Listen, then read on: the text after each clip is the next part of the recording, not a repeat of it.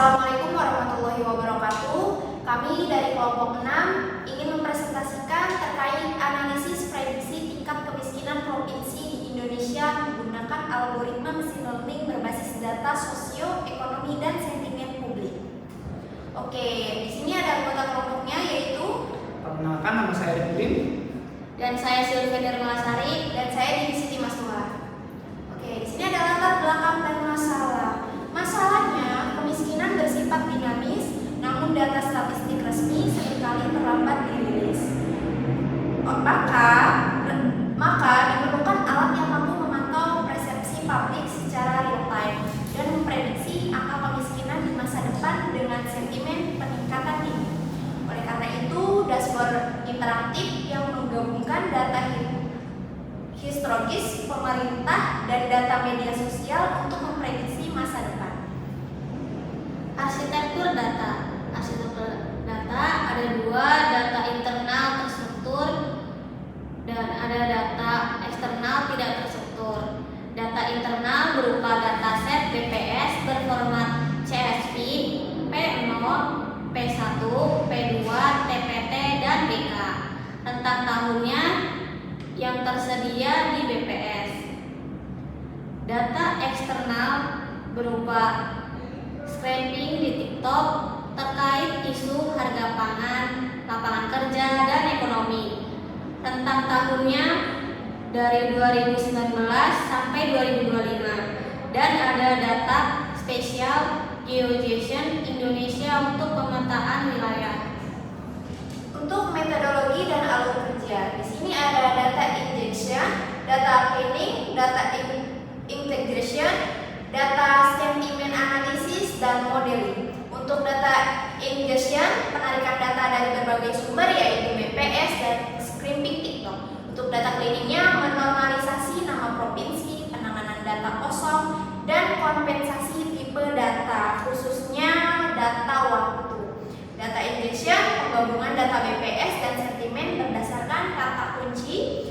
Untuk sentimen analisisnya, ekstensi emosi dan teks pemetaan jaringan sosial di media sosial yaitu TikTok dengan hashtag kemiskinan, PHK, dan pengangguran. Untuk modelingnya, pelatihan model mesin learning, random forest untuk prediksinya.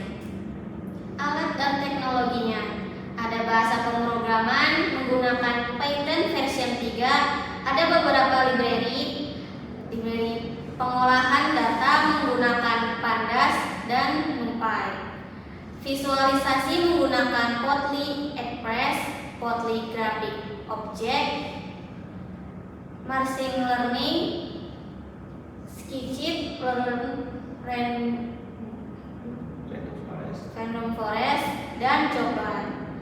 Dashboard menggunakan framework Streamlit dan automation menggunakan subproses yaitu untuk eksekusi script otomatis melalui UI. Oke, di sini langsung saja ke sistemnya. Oke, sini kita lihat ya, untuk hasil dari dashboard yang kita buat yaitu terdapat tampilan utama seperti ini. Jadi di dashboardnya ada dua tampilan tab, yaitu untuk data nasional dan data detail provinsi. Untuk data nasional sendiri, data utamanya adalah data TPT dan P0. TPT sendiri adalah tingkat pengangguran terbuka dan P0 adalah tingkat kemiskinan di Indonesia.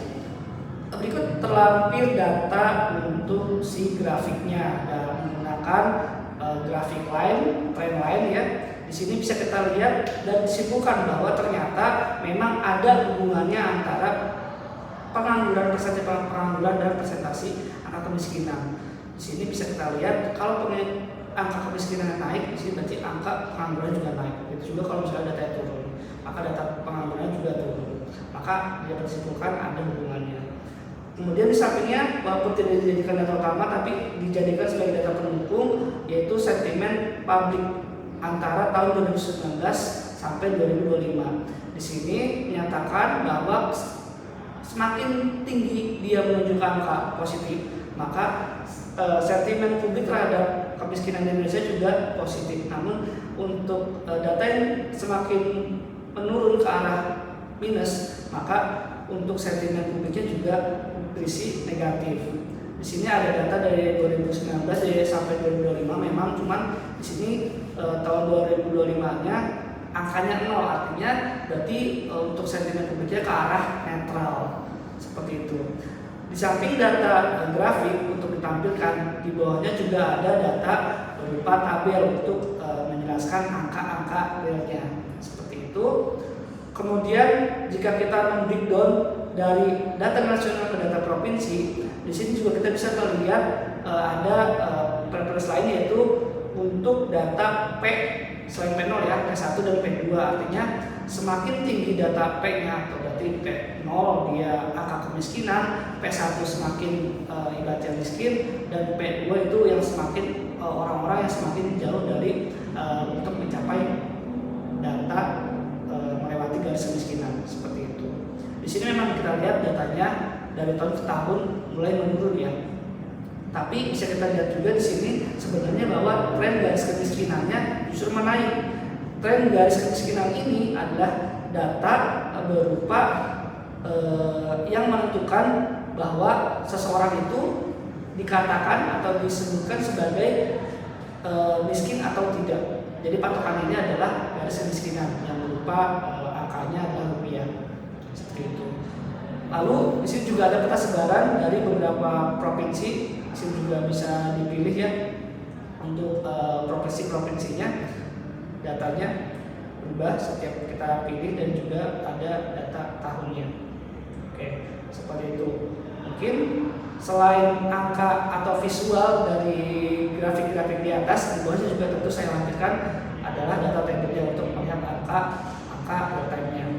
Kemudian selain itu di data terakhir adalah data prediksi ke masa depan. Jadi kita juga memprediksi untuk 5 tahun ke depan tren kemiskinan di Indonesia itu seperti apa.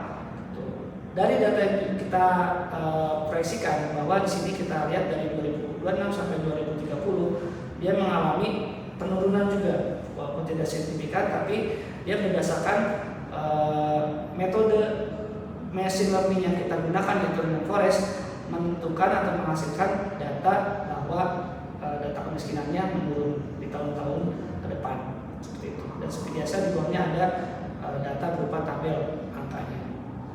Oke, untuk menu-menu lainnya ini lebih ke menu-menu untuk tambahan ya, untuk memprediksi data manual dan untuk melihat kontrol-kontrol yang ada di aplikasi ini, seperti memproses datanya.